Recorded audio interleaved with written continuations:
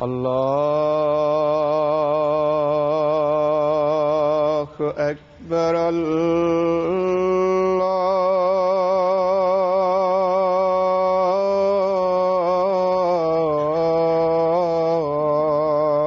الله أكبر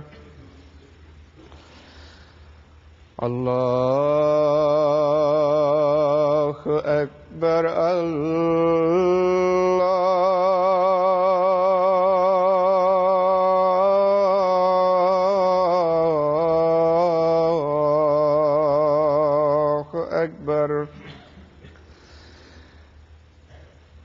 أشهد أن لا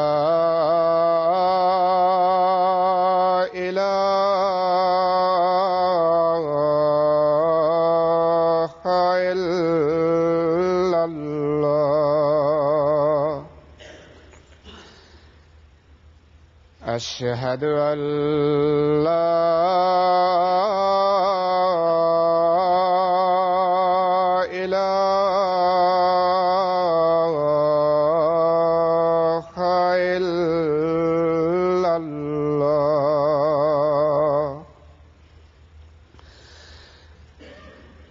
أشهد أن محمدًا رسول الله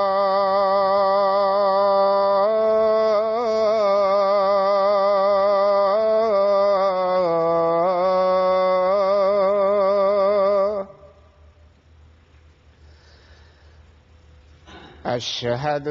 أن محمدًا رسول الله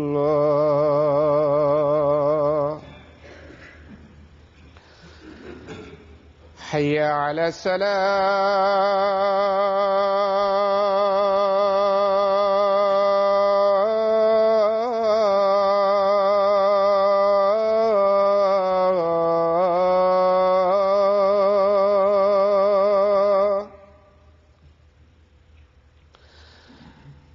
حي على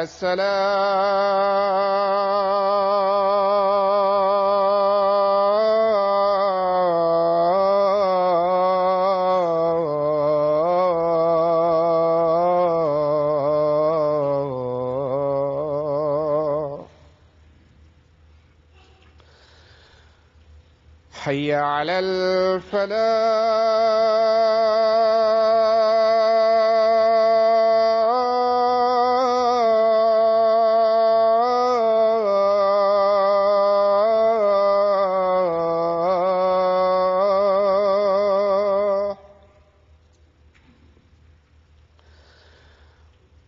حي على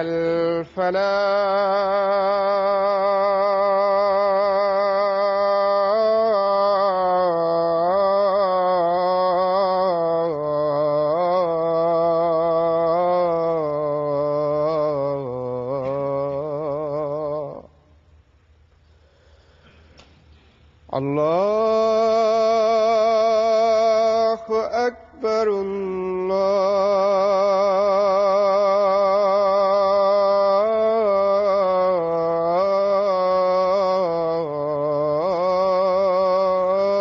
الله أكبر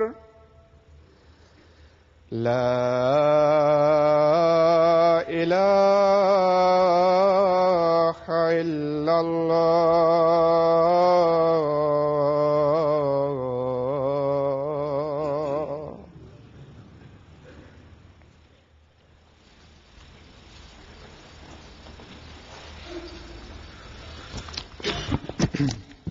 السلام علیکم ورحمۃ اللہ.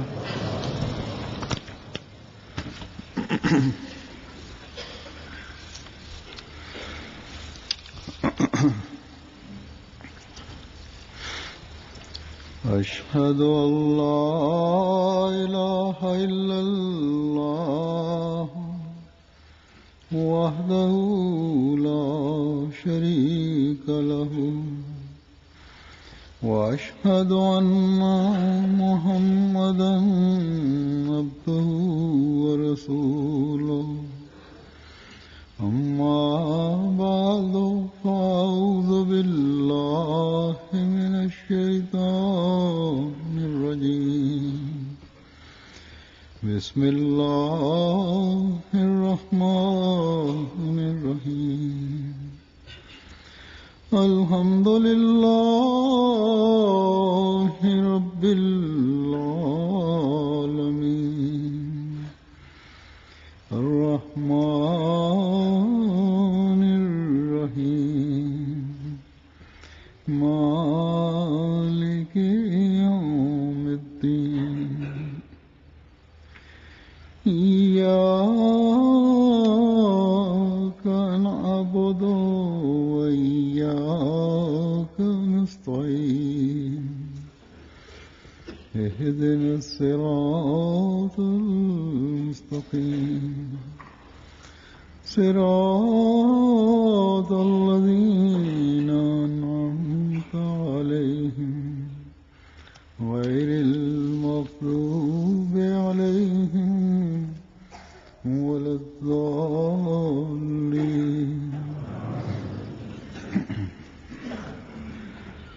حضرت مسیح موعود علیہ الصلوۃ والسلام ایک جگہ فرماتے ہیں کہ اصل اور حقیقی دعا کے واسطے بھی دعا ہی کی ضرورت ہے. پھر آپ اپنے ایک موقع پہ فرمایا کہ ایک مرتبہ میں نے خیال کیا کہ صلاۃ اور نماز میں کیا فرق ہے. جو حدیث میں آیا ہے صلاۃ ہی دعا ہے، نماز عبادت کا مغز ہے. پھر فرماتے ہیں کہ یاد رکھو یہ نماز ایسی چیز ہے کہ اس سے دنیا بھی سنور جاتی ہے اور دین بھی. فرمایا نماز تو وہ چیز ہے کہ انسان اس کے پڑھنے سے ہر ایک طرح کی بدعملی اور بے حیائی سے بچایا جاتا ہے. فرمایا اس طرح کی نماز پڑھنا انسان کے اپنے اختیار میں نہیں ہوتی، یعنی ایسی نماز جو بدعملی اور بے حیائی سے بچاتی ہے. بے شک اللہ تعالیٰ نے فرمایا ہے، لیکن فرمایا کہ یہ اپنے اختیار میں نہیں ہوتی، اور فرمایا کہ یہ طریق خدا کی مدد اور استعانت کے بغیر حاصل نہیں ہو سکتا. ایسی نماز جو بدعملی اور بے حیائی سے بچائے، ایسی عبادت جو صحیح راستے پہ ڈالنے والی ہو، بے حیائی سے بچانے والی ہو، وہ بغیر اللہ تعالیٰ کی مدد کے نہیں مل سکتی. تو یہ تمام باتیں ہمیں اس بات کی طرف توجہ دلانے کی طرف رہنمائی کرتی ہیں کہ ہماری عبادتیں اور دعائیں کیسی ہونی چاہیے. دعائیں کرنے کے لیے ہمیں کیا طریقہ اختیار کرنا چاہیے. ان عبادتوں اور دعاؤں کے ہماری حالتوں پر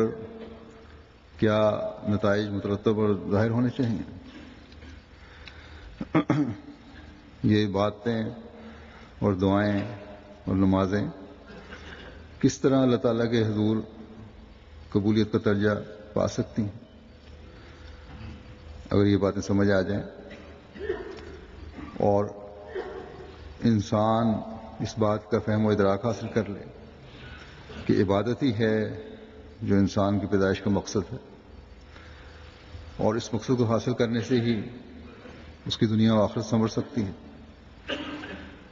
تو تمام دوسری باتوں اور چیزوں کو چھوڑ کر اس اہم مقصد کو حاصل کرنے کی کوشش کرے. لیکن جیسا کہ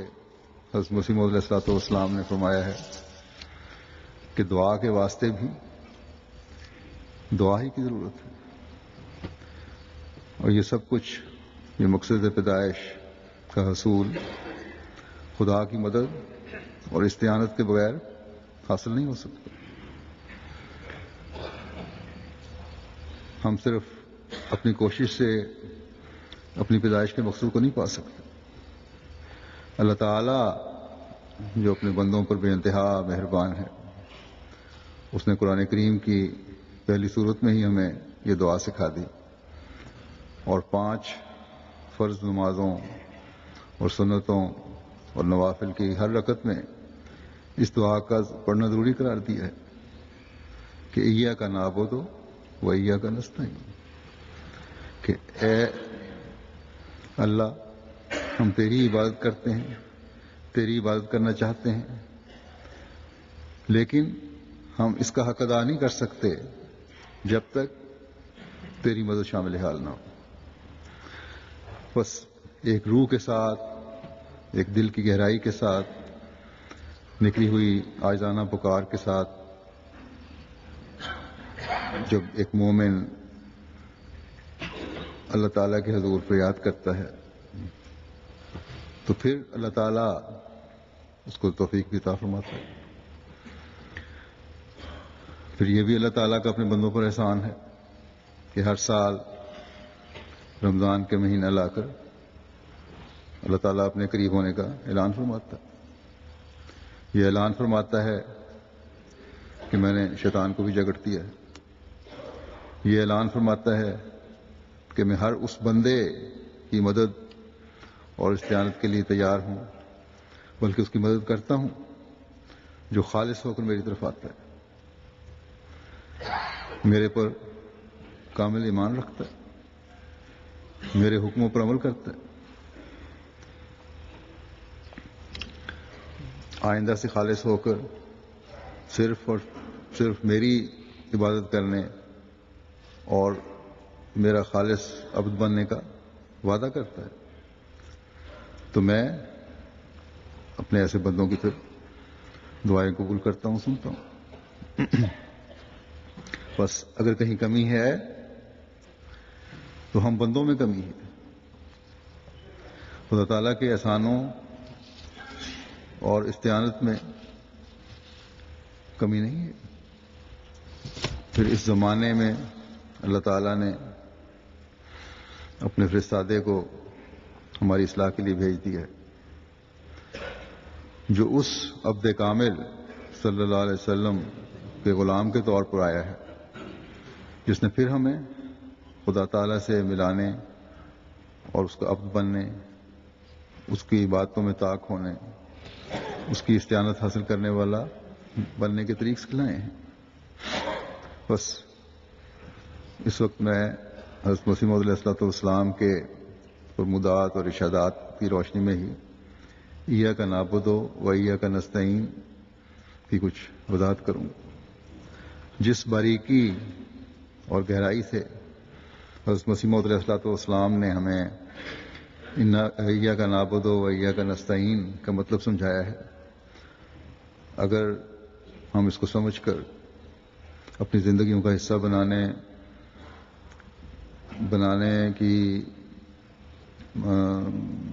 والے بن جائیں، اللہ تعالیٰ ہمیں اس کی توفیق عطا فرما دے، تو پھر ہم خدا تعالیٰ کی عبودیت کا حق ادا کرنے کی کوشش کرنے والے ہی بن جائیں گے۔ اور یہ تب بھی ہو سکتا ہے جب ہم اپنی عبادتوں کو بھی کے معیار حاصل کرنے کی کوشش کریں اور پھر عاجزی سے ان معیاروں کو حاصل کرتے ہوئے اللہ تعالیٰ کے حضور جھکیں، اسے مدد چاہیں۔ جب یہ ہوگا تو تبھی ہم ان لوگوں میں کھلا سکیں گے جو عبد رحمان کہلاتے ہیں، ایمان میں اس پختگی کو پیدا کرنے والے بن سکیں گے جس کا اللہ تعالیٰ حکم فرماتا ہے، یا جس کی ایک مومن سے توقع کی جا سکتی ہے یا کی جاتی ہے۔ حضرت مسیح موعود علیہ السلام کے عرفان نے جو اللہ تعالیٰ نے آپ کو عطا فرمایا،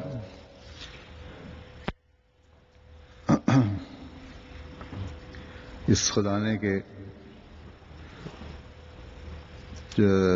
میں سے چند جواہر پیش کروں گا جو آپ نے اپنے لٹریچر میں ہمیں مہیا فرمائے ہیں۔ آپ فرماتے ہیں کہ اللہ تعالیٰ نے جملہ ایاک نعبد کو جملہ ایاک نستعین سے پہلے رکھا ہے، اور اس میں بندے کے توفیق مانگنے سے بھی پہلے اس ذات باری کی صفت رحمانیت کے فیوز کی طرف اشارہ ہے گویا کہ بندہ اپنے رب کا شکر ادا کرتا ہے اور کہتا ہے اے میرے پروردگار، میں تیری ان نعمتوں پر تیرا شکر ادا کرتا ہوں جو تو نے میری دعا، درخواست، میرے عمل، میری کوشش اور جو تیری اس ربوبیت اور رحمانیت سے جو سوال کرنے والوں کے سوال پر شفقت رکھتی ہے، میری استعانت سے پیشتر تو نے مجھے عطا کر رکھی ہے۔ پھر میں تجھ سے ہی ہر قسم کی قوت، راستی، خوشحالی اور کامیابی اور ان مقاصد کے حاصل کرنے کے لیے التجا کرتا ہوں جو درخواست کرنے، مدد مانگنے اور دعا کرنے پر ہی عطا کی جاتی ہیں، اور تو بہترین عطا کرنے والا ہے۔ بس جب بندہ اللہ تعالیٰ کے احسانوں کو یاد کر کے جو اللہ تعالیٰ نے اپنی رحمانیت کی وجہ سے کیے ہیں،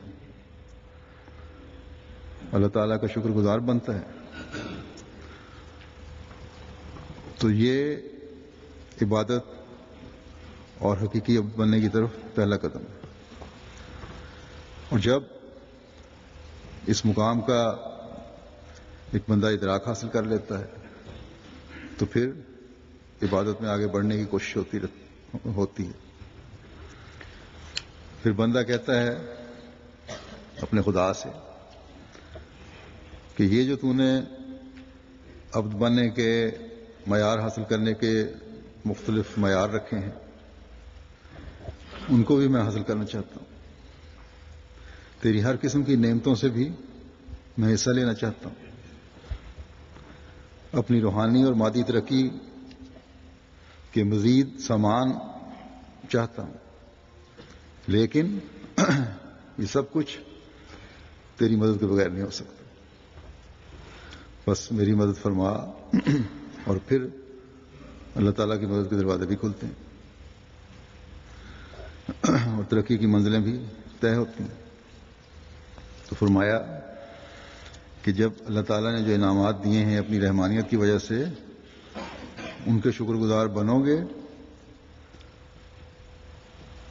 تو پھر عبادت کی طرف بھی توجہ پیدا ہوگی، پھر اس کی مدد کی طرف حاصل کرنے کی طرف توجہ پیدا ہوگی۔ بس یہ ہے وہ بنیادی نقطہ اور روح جس کو سامنے رکھتے ہوئے ہمیں ایاک نعبد و ایاک نستعین کی دعا کرنی چاہیے۔ پھر آپ اس بات کی وضاحت فرماتے ہوئے کہ اس دعا کی طرف کیوں اللہ تعالیٰ نے توجہ دلائی ہے، فرماتے ہیں کہ اور ان آیات میں ان نعمتوں پر شکر کرنے کی ترغیب ہے جو تجھے دی جاتی ہیں، اور جن چیزوں کی تجھے تمنا ہو ان کے لیے صبر کے ساتھ دعا کرنے اور کامل اور اعلیٰ چیزوں کی طرف شوق بڑھانے کی ترغیب ہے، تا تم بھی مستقل شکر کرنے والوں اور صبر کرنے والوں میں شامل ہو جاؤ۔ پھر ان آیات میں ترغیب دی گئی ہے بندے کے اپنی طرف ہمت اور قوت کی نسبت کی نفی کرنے کی، اور اس سے آس لگا کر اور امید رکھ کر ہمیشہ سوال، دعا، عاجزی اور حمد کرتے ہوئے اپنے آپ کو اللہ سبحانہ کے سامنے ڈال دینے کی، اور خوف اور امید کے ساتھ اس شیرخوار بچے کی مانند جو دایا کی گود میں ہو اپنے آپ کو اللہ تعالیٰ کا محتاج سمجھنے کی ترغیب ہے، اور تمام مخلوق سے اور زمین کی سب چیزوں سے موت یعنی پوری لا تعلقی کی۔ فرمایا کہ اس میں اپنے آپ کو یاد رکھنا چاہیے، یہ ترغیب دی ہے شکر کرنے کی، انسان شکر گزار بندہ بنے، صبر، دعا کی ترغیب دی ہے تاکہ تم پھر اس صبر کی وجہ سے، اس دعا مستقل مزاجی سے دعا کی وجہ سے مستقل شکر کرنے والوں اور صبر کرنے والوں میں شامل ہو جاؤ، جن کو پھر اللہ تعالیٰ انعامات سے نوازتا ہے۔ پھر فرمایا کہ ان آیات میں ترغیب دی ہے بندے کی اپنی طرف ہمت اور قوت کی نفی کرنے کی، اور اس سے آس لگا کر اور امید رکھ کر ہمیشہ سوال، دعا اور عاجزی اور حمد کرتے ہوئے اپنے آپ کو اللہ سبحانہ کے سامنے ڈالنے کی، یعنی اپنے آپ کو کچھ نہ سمجھنا، سب طاقتوں کا مالک اور رب اللہ ہے، یہ انسان کے ذہن میں ہونا چاہیے۔ اس لیے اس کے آگے اپنے آپ کو ڈال دو۔ اسی طرح تمام دنیاوی وسیلوں اور رشتوں سے اللہ تعالیٰ سے تعلق کے مقابلے میں لا تعلقی حاصل کر لو۔ جب یہ حالت ہوگی، نہ اپنے زور بازو پر بھروسہ ہوگا، نہ اپنے نفس اور طاقت پر بھروسہ ہوگا، نہ دنیا کے وسیلوں اور طاقتوں پر بھروسہ ہوگا، تب ہی ایاک نعبد و ایاک نستعین کی حقیقی دعا نکلے گی انسان کی۔ پھر آپ فرماتے ہیں اس طرف توجہ دلاتے ہوئے کہ انسان کو، ایک دعا کرنے والے کو اپنی کمزوری کا مکمل اعتراف ہو، تبھی وہ ایاک نعبد و ایاک نستعین کا حق ادا کر سکتا ہے۔ فرماتے ہیں اسی طرح ان آیات میں اس امر کا اقرار اور اعتراف کرنے کی ترغیب دلائی گئی ہے کہ ہم تو بہت کمزور ہیں، تیری دی ہوئی توفیق کے بغیر تیری عبادت نہیں کر سکتے، اور تیری مدد کے بغیر ہم تیری رضا کی راہوں کی تلاش نہیں کر سکتے۔ ہم تیری مدد سے کام کرتے ہیں اور تیری مدد سے حرکت کرتے ہیں، اور ہم تیری طرف جلن کے ساتھ ان عورتوں کی طرح جو اپنے بچوں کی موت کے غم میں گھل رہی ہوتی ہیں، اور ان عاشقوں کی طرح جو محبت میں جل رہے ہوتے ہیں تیری طرف دوڑتے ہیں۔ فرمایا پھر ان آیات میں کبر اور غرور کو چھوڑنے کی پہلی بات جو تھی، اس میں یہ فرمایا کہ ایک جلن اور درد اور تڑپ ہونی چاہیے تمہارے دل میں اللہ تعالیٰ کو حاصل کرنے کی، اور اس کی مثال دی کہ اس طرح جلن جس طرح کوئی عورت اپنے بچے کی موت میں گھل رہی ہوتی، یا ایسے عاشق کی جلن جو اپنے محبوب کے عشق میں محبت میں جل رہا ہوتا ہے۔ پھر فرماتے ہیں کہ ان آیات میں کبر اور غرور کو چھوڑنے کی، نیز معاملات کے پیچیدہ ہونے اور مشکلات کے گھیر لینے پر محض اللہ تعالیٰ کی طرف سے ملنے والی طاقت اور قوت پر بھروسہ کرنے کی اور منکسر المزاج لوگوں میں شامل ہونے کی ترغیب ہے۔ گویا کہ اللہ تعالیٰ فرماتا ہے، اے میرے بندو، اپنے آپ کو مردوں کی طرح سمجھو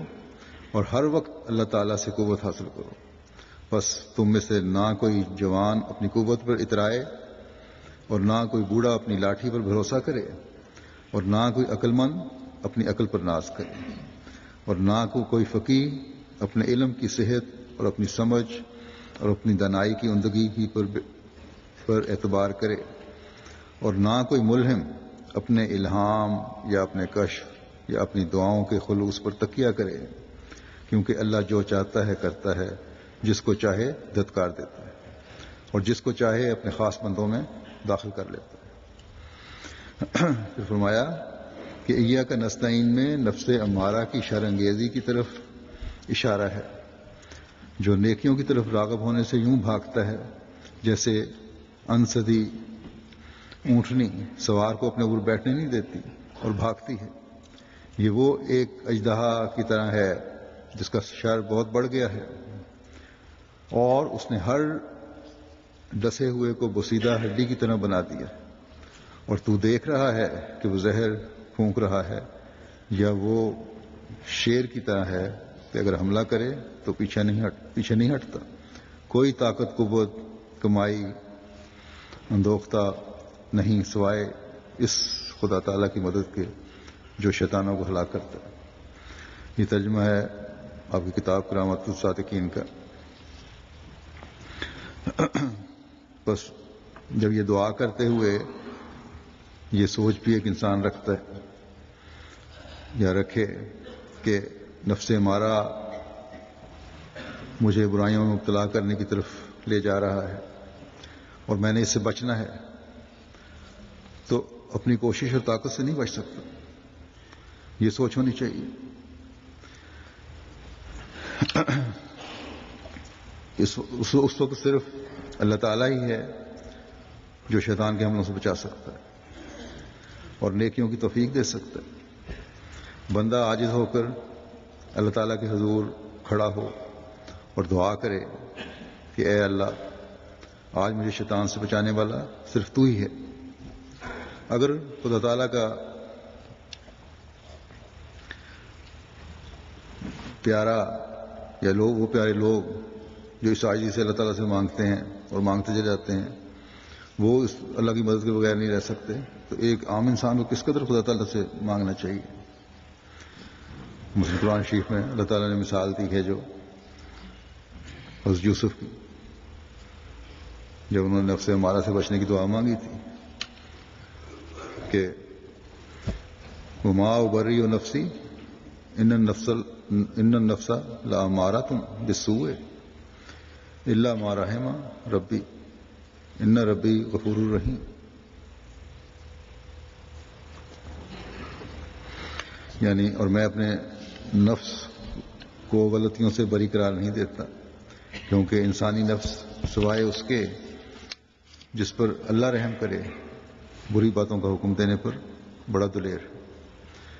میرا رب بہت بخشنے والا اور بار بار رحم کرنے والا ہے۔ بس یہ دعا اور سوچ ہے جو پھر ایاک نعبد و ایاک نستعین کی دعا سے فیض یاب کرتی ہے۔ جب یہ انسان دل میں خیال کرے کہ اللہ تعالیٰ کے مقرب اور قریبی بھی یہ دعا مانگنے والے ہیں، تو ہمیں کس کو دعائیں مانگنی چاہیے؟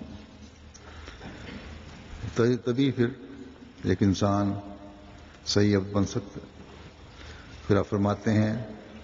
کہ اور نابوتوں کو نستعین سے پہلے رکھنے میں اور بھی کئی نکات ہیں جنہیں ہم ان لوگوں کے لیے یہاں لکھتے ہیں، ان لوگوں کے لیے یہاں لکھتے ہیں جو سرنگیوں کی روح پر نہیں بلکہ قرآنی آیات مثانی سورہ فاتحہ سے شغف رکھتے ہیں اور مشتاقوں کی طرح اس کی طرف لپکتے ہیں۔ اور وہ نکات یہ ہیں کہ اللہ تعالیٰ اپنے بندوں کو ایک ایسی دعا سکھاتا ہے جس میں ان کی خوش بختی ہے اور کہتا ہے اے میرے بندو، مجھ سے عاجزی اور عبودیت کے ساتھ سوال کرو اور کہو اے ہمارے رب، ایاک نعبد، ہم تیری ہی عبادت کرتے ہیں، لیکن بڑی ریاضت، تکلیف، شرمساری، پریشان خیالی اور شیطانی وسوسہ اندازی اور خشک افکار اور تباہ کن اوہام اور تاریک خیالات کے ساتھ ہم سیلاب کے گدلے پانی کی مانند ہیں یا رات کو لکڑیاں اکٹھا کرنے والے کی طرح ہیں، اور ہم صرف گمان کی پیروی کر رہے ہیں، ہمیں یقین حاصل نہیں۔ اب یہ ایاک نعبد ہے، لیکن ان ساری اس میں یقین نہیں ہے، ایک پریشان حالی ہے۔ بس جب اللہ تعالیٰ نے ہماری خوش بختی کا خیال رکھتے ہوئے ایسی دعا سکھائی ہے جس میں عبودیت کا حق ادا کرتے ہوئے دعا کرنے کی ترغیب بھی ہے اور قبولیت کا وعدہ بھی، کیونکہ آگے پھر ایاک نعبد کے بعد ایاک نستعین کہا گیا۔ جب ایسی حالت پیدا ہوتی ہے شرمساری کی اور اپنے آپ کو کچھ نہیں سمجھتا انسان، پھر ایاک نستعین کی دعا کرتا ہے، تب اللہ تعالیٰ پھر مدد کے لیے آتا ہے۔ پھر فرمایا، اللہ تعالیٰ فرماتا ہے کہ اور پھر وَإِيَّاكَ نَسْتَعِينُ کہو، یعنی جب یہ حالت پیدا ہو جائے گی پھر ایاک نستعین کہو، یعنی ہم تجھ سے ہی مدد مانگتے ہیں۔ ذوق و شوق، حضور قلب، بھرپور ایمان ملنے کے لیے، روحانی طور پر تیرے احکام پر لبیک کہنے کے لیے، سرور اور نور کے لیے، اور معارف کے زیورات اور مسرت کے لباسوں کے ساتھ دل کو آراستہ کرنے کے لیے تجھ سے ہی مدد طلب کرتے ہیں، تاہم تیرے فضل کے ساتھ یقین کے میدانوں میں سبقت لے جانے والے بن جائیں اور اپنے مقاصد کی انتہا کو پہنچ جائیں اور حقائق کے دریاؤں پر وارد ہو جائیں۔ بس یہ دعا روحانیت میں ترقی، عبادت کا شوق اور ذوق اور خالص ہو کر اللہ تعالیٰ کے آگے جھکنے اور ایمان میں ترقی کا باعث بنتی ہے۔ اس بات کی طرف توجہ دلاتے ہوئے کہ ایاک نعبد و ایاک نستعین میں عبودیت کی معراج کیا ہے، حضرت مسیح علیہ السلام فرماتے ہیں کہ پھر اللہ تعالیٰ کے الفاظ ایاک نعبد میں ایک اور اشارہ ہے، اور وہ یہ کہ اللہ تعالیٰ اس آیت میں اپنے بندوں کو اس بات کی ترغیب دیتا ہے کہ وہ اس کی اطاعت میں انتہائی ہمت اور کوشش خرچ کریں اور اطاعت گزاروں کی طرح ہر وقت لبیک لبیک کہتے ہوئے اس کے حضور کھڑے رہیں، گویا کہ یہ بندے یہ کہہ رہے ہیں کہ اے ہمارے رب، ہم مجاہدات کرنے، تیرے احکام کے بجا لانے اور تیری خوشنودی چاہنے میں کوئی کوتاہی نہیں کر رہے، لیکن تجھ سے ہی مدد چاہتے ہیں اور عجب اور ریا میں مبتلا ہونے سے تیری پناہ مانگتے ہیں، اور ہم تجھ سے ایسی توفیق طلب کرتے ہیں جو ہدایت اور تیری خوشنودی کی طرف لے جانے والی ہو، اور ہم تیری اطاعت اور تیری عبادت پر ثابت قدم ہیں، بس تو ہمیں اپنے اطاعت گزار بندوں میں لکھ لے۔ بس یہ سوچ اور دعا جب ہوگی کہ اطاعت اور عبادت پر ثابت قدم ہیں اور رہنا ہے، تو پھر احکامات کی بجا آوری اور عبادتوں کے معیار حاصل کرنے کی کوشش بھی ہوگی۔ ایک نماز کے بعد اگلی نماز کی ادائیگی کی فکر بھی ہوگی، جیسے کہ حدیث میں آیا ایک مومن ایک نماز کے بعد اگلی نماز کی فکر کرتا ہے، اور ایک جمعے کے بعد اگلے جمعے کی فکر کرتا ہے، ایک رمضان کے بعد اگلے رمضان کی فکر کرتا ہے، تاکہ عبادتوں کا حق ادا کر سکے۔ پھر اعلیٰ اخلاق کے حصول کی کوشش بھی ہوگی، اور یہی عبودیت کی معراج حاصل کرنے کی کوشش ہے۔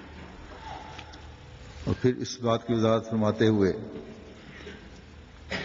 کہ یہ دعا اپنی نسلوں اور اپنے خاندان اور اپنی جماعت کے لیے بھی ہے، تاکہ سب کے سب دھارے ایک ہی طرف بہ رہے ہوں اور اللہ تعالیٰ کے فضلوں کو جذب کرنے والے ہوں اور ایک دوسرے کے حقوق ادا کرنے والے بھی ہوں۔ حضرت مسیح علیہ الصلوۃ والسلام فرماتے ہیں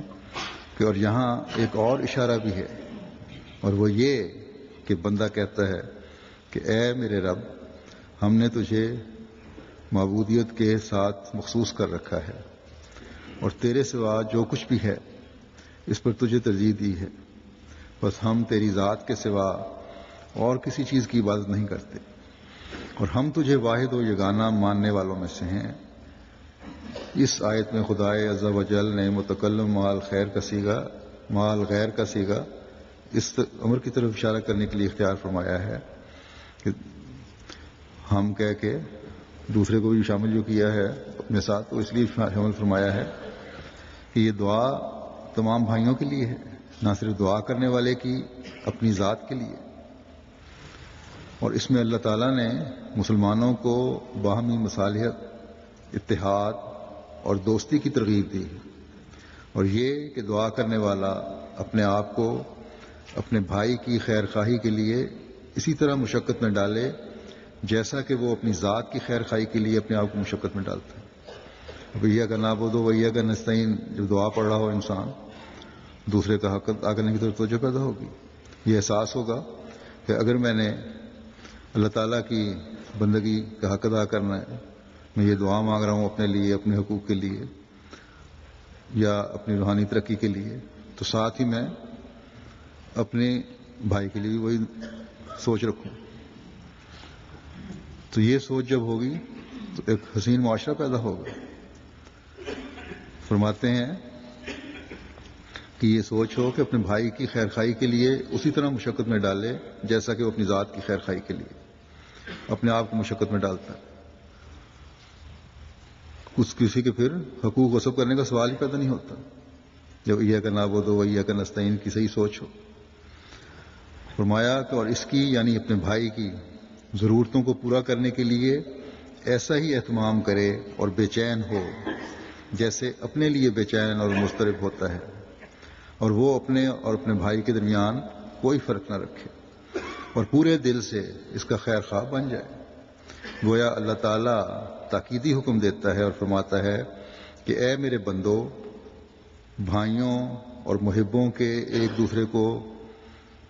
تحائف دینے کی طرح دعا کا تحفہ دیا کرو۔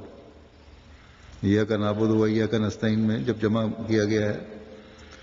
ہم تیری عبادت کرتے ہیں، تو سے مدد مانگتے ہیں، تو یہ دعا کا تحفہ ہے اپنے بھائیوں کے لیے۔ فرمایا دعا کا تحفہ دیا کرو اور انہیں شامل کرنے کے لیے اپنی دعاؤں کا دائرہ وسیع کرو اور اپنی نیتوں میں وسعت پیدا کرو، اپنے نیک ارادوں میں اپنے بھائیوں کے لیے بھی گنجائش پیدا کرو اور باہم محبت کرنے میں بھائیوں، باپوں اور بیٹوں کی طرح بن جاؤ۔ پھر آپ فرماتے ہیں کہ اس دعا میں تدبیر اور دعا کو جمع کر دیا، کیونکہ مومن تدبیر اور دعا دونوں سے کام لیتے ہیں، کیونکہ بغیر تدبیر کے دعا کوئی چیز نہیں اور بغیر دعا کے تدبیر کوئی چیز نہیں۔ فرمایا تدبیر اور دعا دونوں کو باہم ملا دینا اسلام ہے۔ اسی واسطے میں نے کہا ہے کہ گناہ اور غفلت سے بچنے کے لیے اس قدر تدبیر کرے جو تدبیر کا حق ہے، اور اس قدر دعا کرے جو دعا کا حق ہے۔ اسی واسطے قرآن شریف کی پہلی ہی صورت میں ان دونوں باتوں کو مد نظر رکھ کر فرمایا ہے، ایاک نعبد و ایاک نستعین۔ ایاک نعبد اسی اصل تدبیر کو بتاتا ہے، اور مقدم اسی کو کیا ہے کہ پہلے انسان رعایت اسباب اور تدبیر کا حق ادا کرے، مگر اس کے ساتھ ہی دعا کے پہلو کو نہ چھوڑ دے، بلکہ تدبیر کے ساتھ ہی اس کو مد نظر رکھے۔ مومن جب ایاک نعبد کہتا ہے کہ ہم تیری ہی عبادت کرتے ہیں، تو مان اس کے دل میں گزرتا ہے کہ میں کیا چیز ہوں جو اللہ تعالیٰ کی عبادت کروں جب تک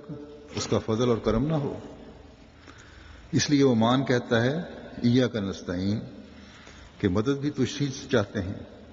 یہ ایک نازک مسئلہ ہے جس کو بجوز اسلام کے اور کسی مذہب نے نہیں سمجھا۔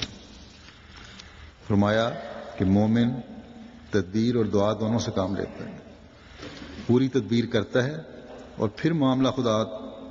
پر چھوڑ کر دعا کرتا ہے، اور یہی تعلیم قرآن شریف کی پہلی ہی صورت میں دی گئی ہے۔ چنانچہ فرمایا ہے ایاک نعبد و ایاک نستعین۔ جو شخص اپنے قوا سے کام نہیں لیتا، وہ نہ صرف اپنے قوا کو ضائع کرتا اور ان کی بے حرمتی کرتا ہے، بلکہ وہ گناہ کرتا ہے۔ پوری تدبیر اگر نہیں کرتے اور صرف اس بات پہ راضی ہو کہ میں دعا کر رہا ہوں اور دعا سے مسئلے حل ہو جائیں گے، تو فرمایا کہ یہ بھی گناہ ہے۔ فرمایا کہ انسان میں نیکی کا خیال ضرور ہے، بس اسی خیال کے واسطے اس کو امداد الہی کی بہت ضرورت ہے۔ اسی لیے 5 وقتہ نماز میں سورہ فاتحہ کے پڑھنے کا حکم دیا، اس میں ایاک نعبد فرمایا، اور پھر ایاک نستعین یعنی عبادت بھی تیری ہی کرتے ہیں اور مدد بھی تجھ سے ہی چاہتے ہیں۔ اس میں 2 باتوں کی طرف اشارہ فرمایا ہے، یعنی ہر نیک کام میں قوا، تدابیر، جد و جہد سے کام لیں۔ یہ اشارہ ہے نعبدو کی طرف، کیونکہ جو شخص میری دعا کرتا اور جد و جہد نہیں کرتا وہ بہریاب نہیں ہوتا۔ جیسے کسان بیج بو کر اگر جد و جہد نہ کرے تو پھل کا امیدوار کیسے بن سکتا ہے؟ اور یہ سنت اللہ ہے، اگر بیج بو کر صرف دعا کرتے ہیں تو ضرور محروم رہیں گے۔ اب ذمہ دار جانتے ہیں کہ بیج بونے کے بعد کھاد دینی بھی ضروری ہے، پانی دینا بھی ضروری ہے، جڑی بوٹیاں نکالنا بھی ضروری ہے، جنگلی جانوروں سے حفاظت بھی ضروری ہے۔ بس یہ قانون قدرت ہر جگہ پر لاگو ہے اور یہاں بھی ہے۔ ہم نے فرمایا کہ یہ ایک ایسا مسئلہ ہے جس خوبصورتی سے اسلام نے بیان فرمایا ہے، کسی اور مذہب نے بیان نہیں فرمایا۔ پھر آپ اس بات کی طرف توجہ دلاتے ہوئے کہ اس دعا کو مستقل مزاجی سے کرتے رہنا چاہیے، کیونکہ پتہ نہیں کب دعا قبول ہو جائے۔ دعا کی قبولیت کی بھی ایک گھڑی ہے، اللہ تعالیٰ کو کب کوئی ادا پسند آ جائے۔ آپ فرماتے ہیں کہ ایاک نعبد و ایاک نستعین، جو لوگ اپنے رب کے آگے انکسار سے دعا کرتے رہتے ہیں کہ شاید کوئی عاجزی منظور ہو جائے، تو ان کا اللہ خود مددگار ہو جاتا ہے۔ تو اس بندے کا کام ہے عاجزی اور انکسار سے دعا کرتے چلے جانا، اس سے مدد مانگتے چلے جانا۔ ایک اور جگہ فرماتے ہیں کہ استعانت کے متعلق یہ بات یاد رکھنا چاہیے کہ اصل استمداد کا حق اللہ تعالیٰ ہی کو حاصل ہے۔ اور اس پر قرآن کریم نے زور دیا ہے، چنانچہ فرمایا ایاک نعبد و ایاک نستعین۔ بس یہ نقطہ ہے جس کو سمجھنا بہت ضروری ہے کہ مستقل مزاجی اور تکرار کے ساتھ اللہ تعالیٰ کی مدد اس کے حضور کھڑے ہو کر مانگی جائے، اس سے مستقل مانگتے چلے جائیں۔ ایک واقعہ ہے، صحابی کے نام حضرت مسلم کے صحابی تھے، نام یاد نہیں رہا مجھے، لیکن بہرحال لکھنے والے لکھتے ہیں کہ میں دیکھ رہا تھا کہ 20-25 منٹ سے وہ کھڑے ہیں، نماز میں نفل پڑھ رہے تھے مسجد اقصی قادیان میں، نیت باندھی ہوئی ہے، ہاتھ باندھے ہوئے ہیں۔ تو مجھے شوق پیدا ہوا کہ قریب جا کے دیکھوں، کیونکہ ہلکی سی آواز بھی ان کی آ رہی تھی۔ جب میں قریب گیا تو کہتے ہیں 15 منٹ وہاں ساتھ بیٹھا رہا ہوں، اور ہلکی آواز میں وہ صرف ایاک نعبد و ایاک نستعین پڑھتے چلے گئے۔ تو یہ عرفان تھا جو ان لوگوں کو حاصل ہوا جنہوں نے حضرت مسیح علیہ الصلوۃ والسلام کی صحبت پائی۔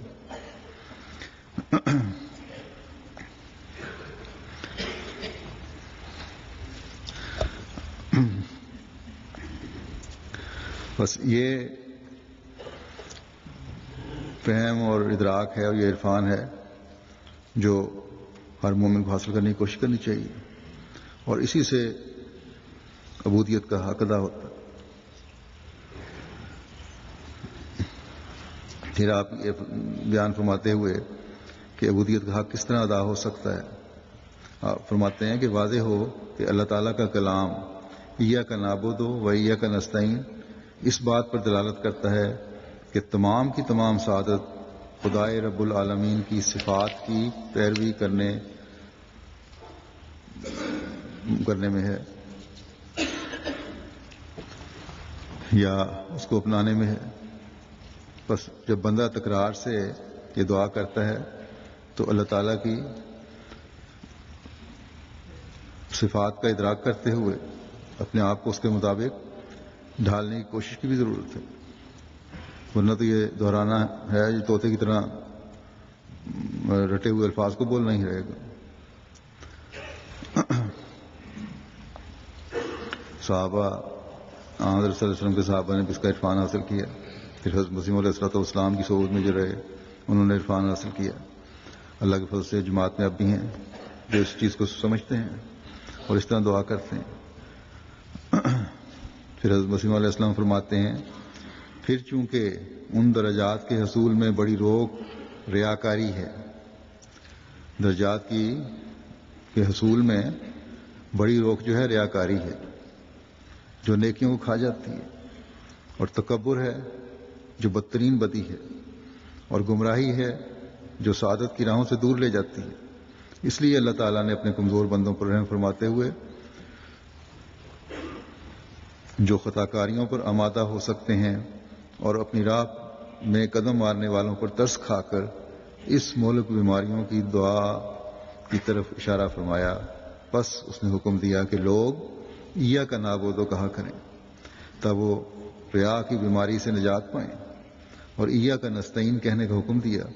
تا وہ کبر اور غرور سے بچ جائیں۔ پھر اس نے اہدنا کہنے کا حکم دیا تا وہ گمراہیوں اور خواہشات نفسانی سے چھٹکارا پائیں۔ پس اس کا قول ایاک نعبد خلوص اور عبودیت تامہ کے حصول کی ترغیب ہے، اور اس کا کلام ایاک نستعین قوت، ثابت قدمی، استقامت کے طلب کرنے کی طرف اشارہ کرتا ہے، اور اس کا کلام اہدنا الصراط اشارہ کرتا ہے کہ اللہ تعالیٰ کی طرف سے علم اور ہدایت طلب کی جائے جو وہ ذراہ مہربانی بطور اکرام انسان کو عطا کرتا ہے۔ بس ان آیات کا ماحصل یہ ہے کہ خدا کا راہ سلوک اس وقت تک مکمل نہیں ہو سکتا اور نہ ہی وہ نجات کا وسیلہ بن سکتا ہے جب تک انتہائی اخلاص، انتہائی کوشش اور ہدایت کے سمجھنے کی پوری اہلیت حاصل نہ ہو جائے، بلکہ جب تک کسی خادم میں یہ صفات نہ پائی جائیں وہ در حقیقت خدمات کے قابل نہیں ہوتا۔ بس یہ مقام ہے عبد بننے کا جو ایک مومن کو حاصل کرنے کی کوشش کرنی چاہیے۔ حضرت مسیح علیہ الصلوۃ والسلام مقبول دعاؤں کی حقیقت بیان کرتے ہوئے فرماتے ہیں کہ واضح ہو کہ اس عبادت کی حقیقت یا مقبول عبادت کی حقیقت بیان کرتے ہوئے کہ واضح ہو کہ اس عبادت کی حقیقت جسے اللہ تعالیٰ اپنے کرم و احسان سے قبول فرماتا ہے وہ در حقیقت چند امور پر مشتمل ہے، یعنی اللہ تعالیٰ کی عظمت اور اس کی بلند و بالا شان کو دیکھ کر مکمل فروتنی اختیار کرنا، نیز اس کی مہربانیاں اور قسم قسم کے احسان دیکھ کر اس کی حمد و ثنا کرنا، اس کی ذات سے محبت رکھتے ہوئے اور اس کی خوبیوں، جمال اور نور کا تصور کرتے ہوئے اسے ہر چیز پر ترجیح دینا، اور اس کی جنت کو مد نظر رکھتے ہوئے اپنے دل کو شیطان کے وسوسوں سے پاک کرنا۔ جب اس طرح کی عبادت ہو تو پھر فرمایا کہ تب ایاک نعبد و ایاک نستعین کا حقیقی تصور ابھرے گا اور انسان ان بندوں میں شامل ہوگا جو عبد الرحمن کہلانے والے ہیں۔ عبادت سے مراد کیا ہے، اس بارے میں مزید فرمایا کہ خداوند کریم نے پہلی سورت فاتحہ میں یہ تعلیم دی ہے، ایاک نعبد و ایاک نستعین۔ اس جگہ عبادت سے مراد پرستش اور معرفت دونوں ہیں، یعنی عبادت، ظاہری عبادت بھی اور اس کا عرفان حاصل کرنا بھی ضروری ہے، اور دونوں میں بندے کا عجز ظاہر کیا گیا ہے۔ یہ دونوں چیزیں جو ہیں عجز ظاہر کیا گیا کہ یہ پیدا کرو تو عجز پیدا ہوگا، یا عجز ہوگا تو یہ چیزیں پیدا ہوں گی۔ بس جب ہم ایاک نعبد و ایاک نستعین کہیں تو یہ ظاہری عمل بھی ہو اور اس کی معرفت بھی حاصل ہونی ضروری ہے کہ کیوں ہم یہ دعا پڑھ رہے ہیں، اور یہ معرفت اس وقت حاصل ہوگی جیسا کہ میں نے کہا کہ جبکہ حضرت نے فرمایا ہے کہ مکمل عجز ہوگا۔ پھر آپ فرماتے ہیں کہ انسان خدا کی پرستش کا دعویٰ کرتا ہے، مگر کیا پرستش صرف بہت سے سجدوں اور رکوع اور قیام سے ہو سکتی ہے، یا بہت مرتبہ تسبیح کے دانے پھیرنے والے پرستار الہی کہلا سکتے ہیں؟ بلکہ پرستش اس سے ہو سکتی ہے جس کو خدا کی محبت اس درجہ پر اپنی طرف کھینچے کہ اس کا اپنا وجود درمیان سے اٹھ جائے۔ اول خدا کی ہستی پر پورا یقین ہو، اور پھر خدا کے حسن و احسان پر، اللہ تعالیٰ نے کتنے احسانات ہم پر کیے ہیں، اطلاع ہو۔ ہر نعمت جو اللہ تعالیٰ کی طرف سے ملتی ہے پتہ تو ہے کہ مجھے مل رہی ہے، لیکن یہ پتہ ہو کہ اللہ تعالیٰ کی طرف سے ملی ہے، اس کے حسن و احسان پر پوری اطلاع ہو، اور پھر اس سے محبت کا تعلق ایسا ہو کہ سوزش محبت ہر وقت سینے میں موجود ہو، اور یہ حالت ہر ایک دم چہرے پر ظاہر ہو، اور خدا کی عظمت دل میں ایسی ہو کہ تمام دنیا اس کی ہستی کے آگے مردہ متصور ہو، اور ہر ایک خوف اسی کی ذات سے وابستہ ہو، اور اسی کی درد میں لذت ہو، اور اسی کی خلوت میں راحت ہو، اور اس کے بغیر دل کو کسی کے ساتھ قرار نہ ہو۔ اگر ایسی حالت ہو جائے تو اس کا نام پرستش ہے، مگر یہ حالت بجز خدا تعالیٰ کی خاص مدد کے کیوں کر پیدا ہو؟ اسی لیے خدا تعالیٰ نے یہ دعا سکھلائی ہے، ایاک نعبد و ایاک نستعین، یعنی ہم تیری ہی پرستش تو کرتے ہیں، مگر کہاں حق پرستش کا ادا کر سکتے ہیں جب تک تیری طرف سے خاص مدد نہ ہو۔ خدا کو اپنا حقیقی محبوب قرار دے کر اس کی پرستش کرنا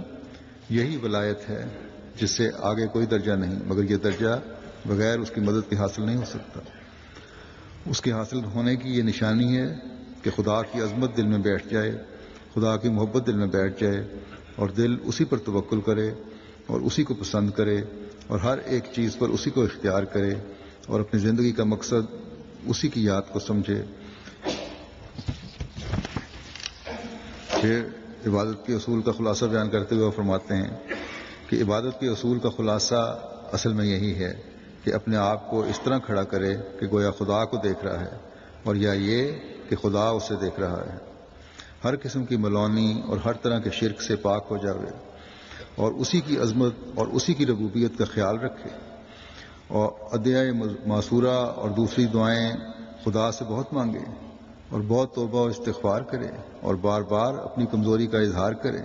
تاکہ تزکیہ نفس ہو جاوے اور خدا سے پکا تعلق پیدا ہو جاوے، اور اسی کی محبت میں محو ہو جاوے۔ اور یہی ساری نماز کا خلاصہ ہے۔ اور یہ سارا سورہ فاتحہ میں ہی آ جاتا ہے. دیکھو ایاک نعبد و ایاک نستعین میں اپنی کمزوریوں کا اظہار کیا گیا ہے اور امداد کے لیے خدا تعالیٰ سے ہی درخواست کی گئی ہے اور خدا تعالیٰ ہی سے ہی مدد اور نصرت طلب کی گئی ہے. اور پھر اس کے بعد نبیوں اور رسولوں کی راہ پر چلنے کی دعا مانگی گئی ہے اور ان انعامات کو حاصل کرنے کے لیے درخواست کی گئی ہے جو نبیوں اور رسولوں کے ذریعے سے اس دنیا پر ظاہر ہوئے ہیں اور جو انہی کی اتباع اور انہی کے طریق پر چلنے سے حاصل ہو سکتے ہیں. اور پھر خدا تعالیٰ سے دعا مانگی گئی ہے کہ ان لوگوں کی راہوں سے بچا جنہوں نے تیرے رسولوں اور نبیوں کا انکار کیا اور شوخی اور شرارت سے کام لیا اور اسی جہان میں ہی ان پر غضب نازل ہوا، یا جنہوں نے دنیا کو ہی اپنا اصل مقصود سمجھ لیا اور راہ راست کو چھوڑ دیا. گناہ سے نفرت ایک بہت بڑی نعمت ہے. یہ کس طرح حاصل ہو سکتی ہے؟ اس بارے میں آپ فرماتے ہیں کہ اس سے بڑھ کر کوئی نعمت انسان کے لیے نہیں ہے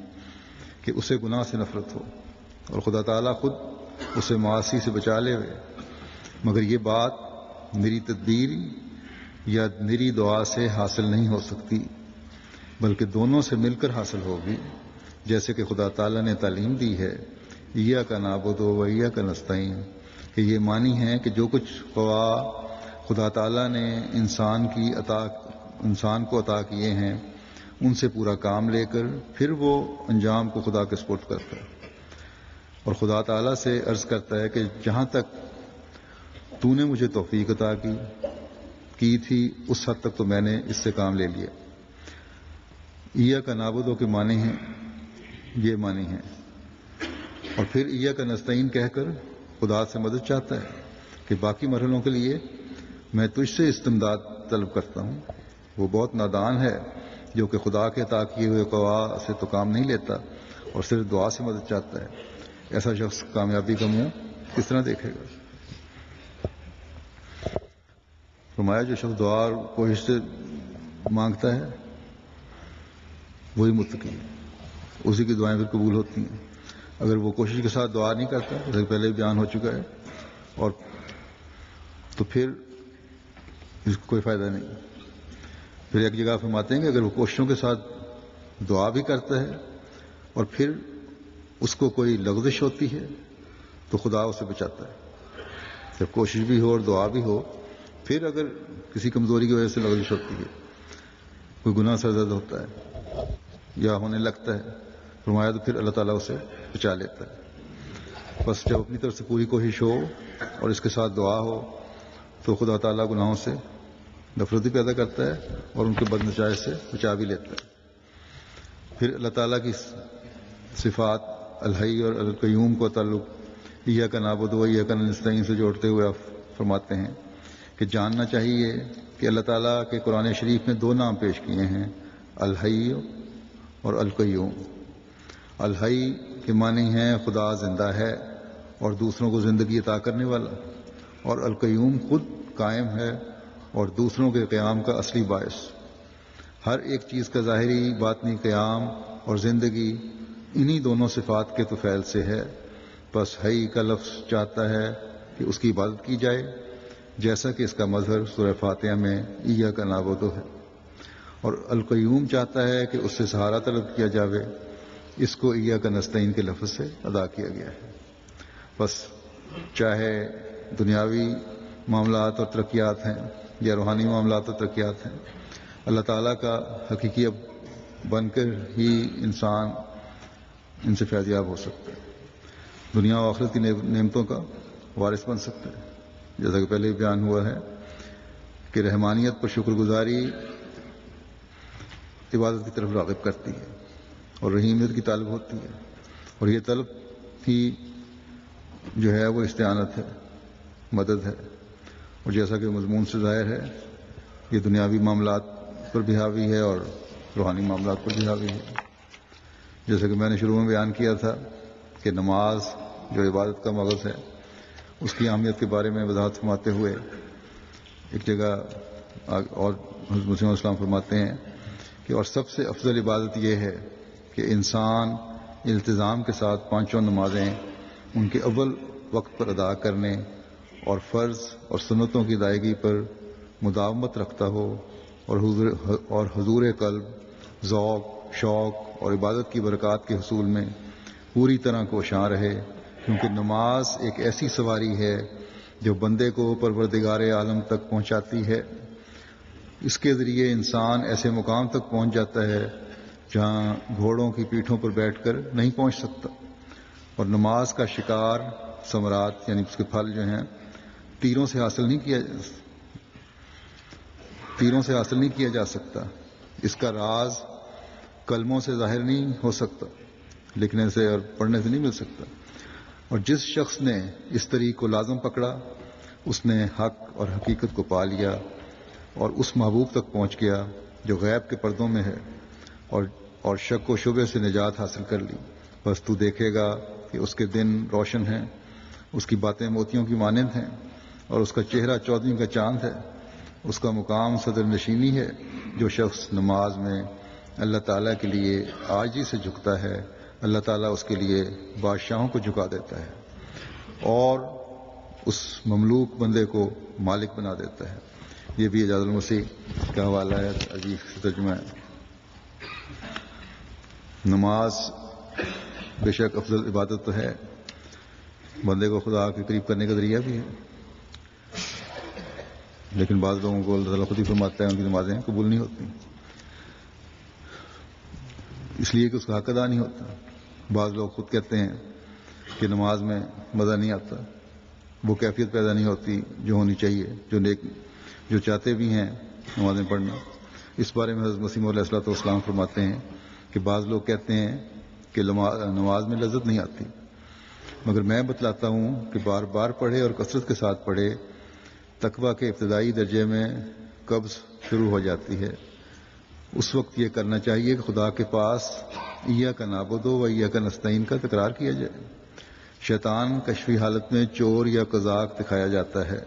اس کا استغاثہ جناب الہی میں کرے کہ یہ قزاق لگا ہوا ہے، تیرے ہی دامن کو پنجہ مارتے ہیں۔ جو اس استغاثے میں لگ جاتے ہیں، اللہ تعالیٰ سے مدد مانگتے ہیں، مشغول ہو جاتے ہیں دعاؤں میں شیطان کے خلاف، فرمایا جو اس استغاثے میں لگ جاتے ہیں اور تھکتے ہی نہیں، وہ ایک قوت اور طاقت پاتے ہیں جس سے شیطان ہلاک ہو جاتا ہے۔ مگر اس قوت کے حصول اور استغاثے کے پیش کرنے کے واسطے ایک صدق اور سوز کی ضرورت ہے، سچائی بھی ہو اور بڑی درد ہو اس دعا کو مانگنے کے لیے، اور یہ چور کے تصور سے پیدا ہوگا، اور یہ چور کے تصور سے پیدا ہوگا۔ یہ درد کس طرح پیدا ہوگا؟ یہ سچائی سے آگے جھکنا اللہ تعالیٰ کے حضور کس طرح پیدا ہوگا؟ یا یہ تصور کیا جائے کہ شیطان چور کی طرح میرے پیچھے پڑ گیا ہے۔ یہ چور کے تصور سے پیدا ہوگا جو ساتھ لگا ہوا ہے، وہ گویا ننگا کرنا چاہتا ہے اور آدم والا ابتلا لانا چاہتا ہے۔ اس تصور سے روح چلا کر بول اٹھے گی، ایاک نعبد و ایاک نستعین۔ جیسا کہ پہلے میں نے مثال دی کہ صحابہ یا ان لوگوں کو جن کو عرفان حاصل ہے، کس طرح نماز میں اسی لفظ کو بار بار دہراتے چلے جاتے ہیں تاکہ اللہ تعالیٰ کی عبادت کا بھی حق ادا کریں اور اس سے مدد چاہتے ہوئے شیطان سے بچیں، اور پھر مزید اللہ تعالیٰ کے فضلوں کے وارث بنتے چلے جائیں۔ پھر ایک جگہ فرمایا آپ نے، نمازوں میں ایاک نعبد و ایاک نستعین کا تکرار بہت کرو۔ ایاک نستعین خدا تعالیٰ کے فضل اور گمشدہ متاع کو واپس لاتا ہے، جیسا کہ میں نے پہلے بھی مثال دی تھی کہ یہ بار بار کا تکرار جو ہے یہ اللہ تعالیٰ کی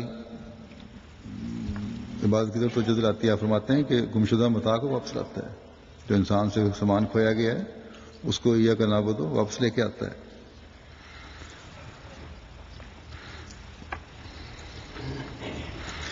اللہ تعالیٰ ہمیں حضرت مسیح علیہ الصلوۃ والسلام کے بیان فرمودہ ان شہ پاروں کو، جواہر پاروں کو اپنی زندگیوں پر لاگو کرنے والا بنائے، اور ہم خدا تعالیٰ کے ان بندوں میں شامل ہو جائیں جن کو ہر آن اللہ تعالیٰ کی استعانت حاصل رہتی ہے،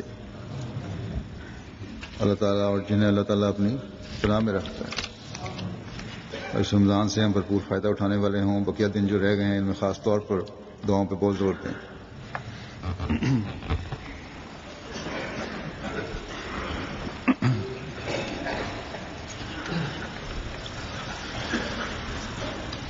الحمد لله نحمده ونستعينه ونستغفره ونؤمن به ونتوكل عليه ونعوذ بالله من شرور أنفسنا ومن سيئات أعمالنا من يهده الله فلا مضل له ومن يضلل فلا هادي له ونشهد أن لا إله إلا الله ونشهد أن محمدا عبده ورسوله عباد الله رحمكم الله إن الله يأمر بالعدل والإحسان وإيتاء ذي القربى وينهى عن الفحشاء والمنكر والبغي يعظكم لعلكم تذكرون اذكروا الله يذكركم وادعوه يستجب لكم ولذكر الله أكبر.